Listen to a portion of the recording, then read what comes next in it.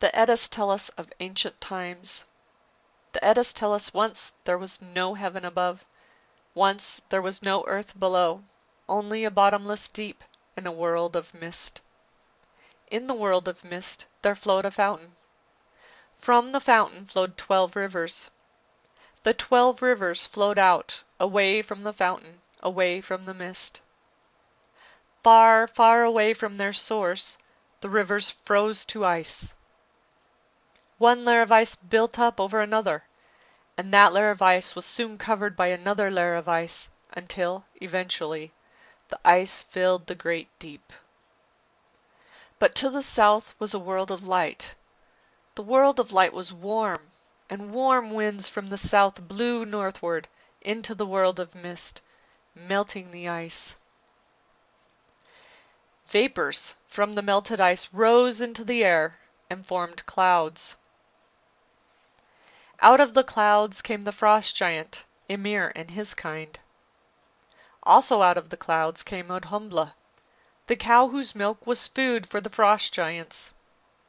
The cow ate the hoarfrost and licked salt off the ice. One day, as Odhumbla licked salt from the ice, she uncovered a hair. On the second day of licking, Odhumbla uncovered a head. On the third day, Odhumbla uncovered an entire form with her licking. This form was favored with beauty, agility, and power. This being was not a man. This new being was a god. The god took a daughter from the race of frost giants as a wife. To them 3 sons were born: Odin, Vili, and Ve. Together, Odin, Vili, and Ve killed the frost giant Ymir.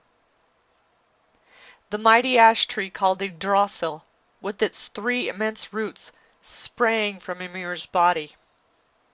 One root extended into Asgard, the dwelling of the gods. Another root extended into Jotunheim, the abode of the giants. The third root extended into Niflheim, a region of darkness and cold. Out of Ymir's body, Odin, Vili, and Ve formed the earth. Out of Ymir's blood, Odin, Vili, and Ve formed the seas. Out of Ymir's bones, Odin, Vili, and Ve formed the mountains. Out of Ymir's hair, Odin, Vili, and Ve formed the trees. Out of Ymir's skull, Odin, Vili, and Ve formed the heavens. Out of Ymir's brains, Odin, Vili, and Ve formed the clouds, and the clouds were capable of creating hail and snow. Finally, out of Ymir's eyebrows, Odin, Vili, and Ve formed Midgard, also known as Mid-Earth. Midgard was destined to become the abode of man. Odin placed the sun and the moon in the heavens and sent each on a course through the sky. Thus, day and night and the seasons of the year came to be. As soon as the sun's rays hit the earth, plants began to grow. Once the world was created, the gods went for a walk by the sea to see what they had done. The gods were pleased with their new work, but decided it was incomplete, for there were no inhabitants.